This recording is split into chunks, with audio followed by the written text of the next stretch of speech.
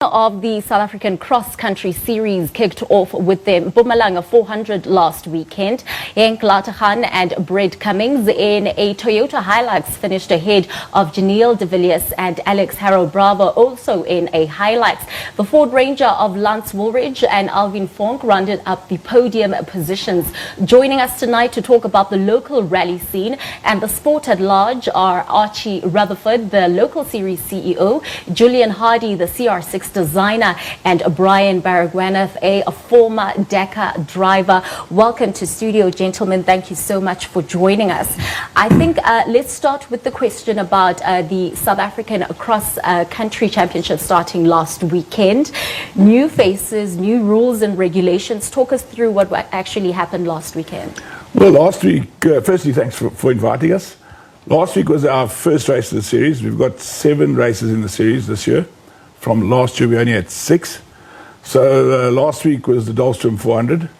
And exciting stuff here. New cars, new sponsors out. Toyota sponsoring again this year, as well as Total. And Ford are in it in a big way this year as well. So thanks go to them. And of course, Pirelli, which is one of our stakeholders as well. So without them, the series couldn't take place. So we're very grateful for that. And yeah, we got some new teams this year. Total Exilium have come on board to help a team. 2 Toyotas are running with them. And of course, the usual suspects, the Ford Works team and the Toyota Works team will be there again for the season. All right. So, Julian, what a lot of people may be a little surprised about is actually that South Africa manufactures a lot of these racing cars. Now, this is not a small feat. What sort of process and work goes into it to ensure that it's of an international standard and can compete in world events like the Dakar Rally? First of all, yeah, the cars are built to race in South Africa, first and foremost. It's a perfect testing ground for us. We got varied conditions on all the different races here. The only thing we don't have is the big sand dunes, but we typically will go to Namibia to test the cars there. And if we do well in South Africa, generally the cars will do well in the big races. So it's our testing ground here, first of all.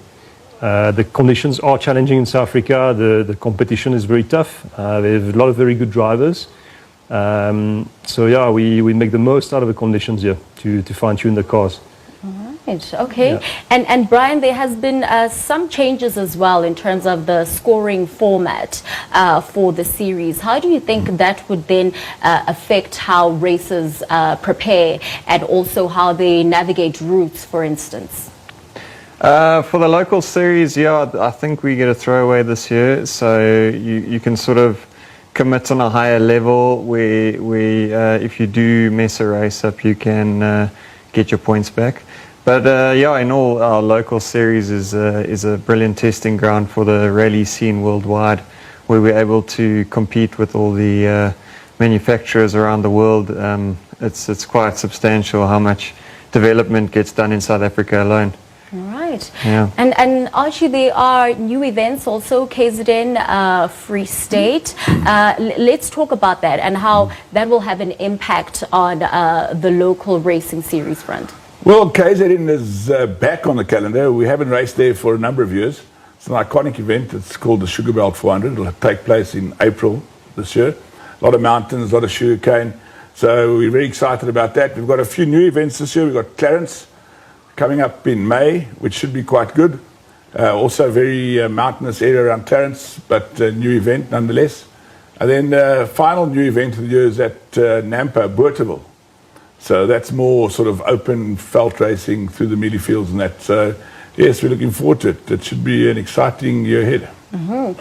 And this is now going to be a slight curveball, you know, because we want to talk about what's happening and the news that have developed today. How do you think something like the coronavirus is going to affect the racing scene, especially knowing that on the 3rd and the 4th, we're down in the KZN? Already overseas, it's a lot worse than here. We do have clients in China. We have sent 4 cars there, and at the moment, the whole racing season has been postponed. So it does have a direct effect on us because we're trying to send more cars there and sell parts and all that. So everything's been put on hold.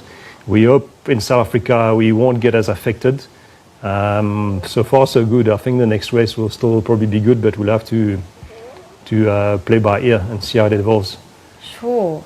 Yeah. That is hectic. All right, and just talking about getting people amped up for the series, what can we then be expecting for the rest of the calendar? Well, of course, the big event for us is the desert race, the Toyota Desert Race. It's 1,000 kilometers in Botswana. So we have by far the largest crowds watching us there. The Botswana people are very enthusiastic motorsport lovers. They come out in their thousands to support us. That's normally the highlight for us for the year is the Botswana race. But the rest, as I said, there's a couple of new events. And it's much of the same again, I suppose. We've got a lot of international competitors now. So you touched on the coronavirus. I hope it doesn't have an effect on them. But we do have international competitors competing from time to time. We had 3 or 4 crews at the last race. We expect the number to increase during the course of the season. It's cheap for them to come to South Africa. That's a good testing ground. For them to come and test their cars here and compete here helps them a lot in their preparations for other international events. So we hope they come. And we hope to offer them an exciting series with good routes, safe routes, and it all bodes well for a good season for us. All right. I'm going to pose this one to Brian and Julian. You've got quite vast experience in the Dakar. So are you plowing back in terms of development, or what is going to be now your contribution in the series? Let's start with you.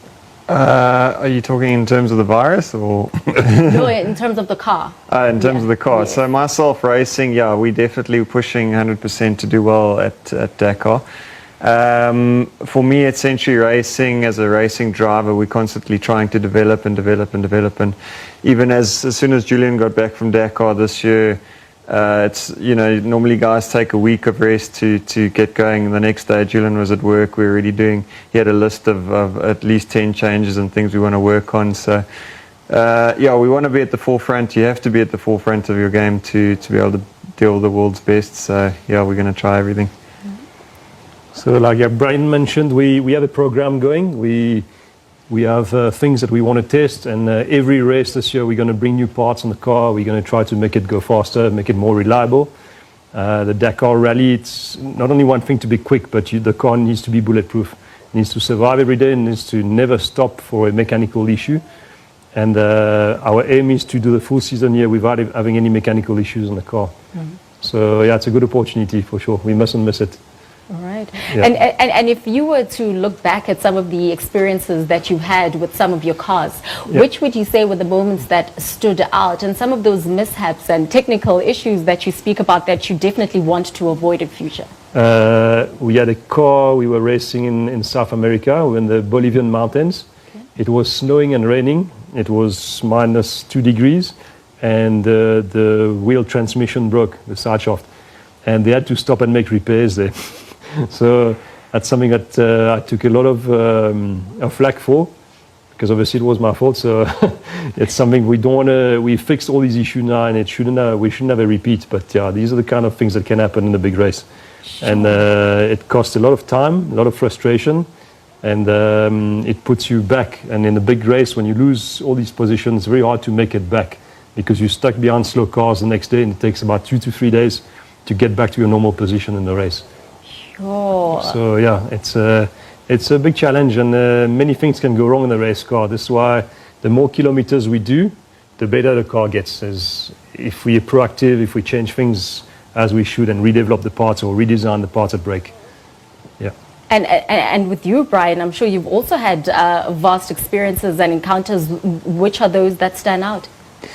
I'd say I've had some pretty big crashes before. It's about making the cars as tough as possible in terms of, we're able to hit things really, really fast with the suspension take it, the wheels take it.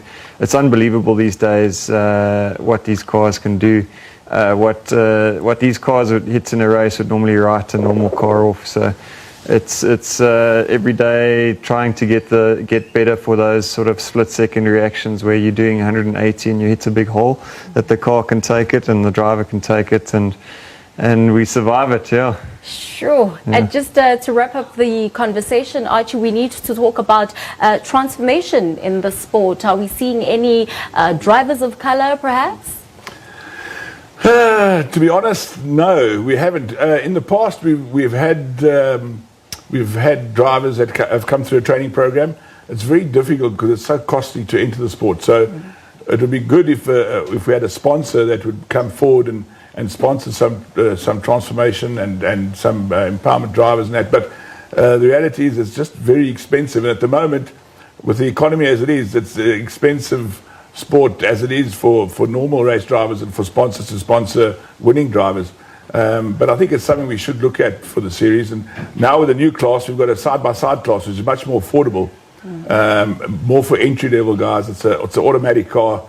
It's a smaller car. It's easier to drive. And maybe it's something we should look into as a series and try and promote some younger drivers and some youth development, and even in the transformation sector. So something we should look at. All right. No, thank you so much, gentlemen, for coming Thank through you. to the studio. Thanks for Very having us. excited Yeah. about the next one, the 3rd and the 4th of April. That's how we wrap it up here from the Full View, the Sports Desk. Thank you so much for tuning in. Do stay tuned, though, to SABC News, because the current affairs do continue at the top of the hour.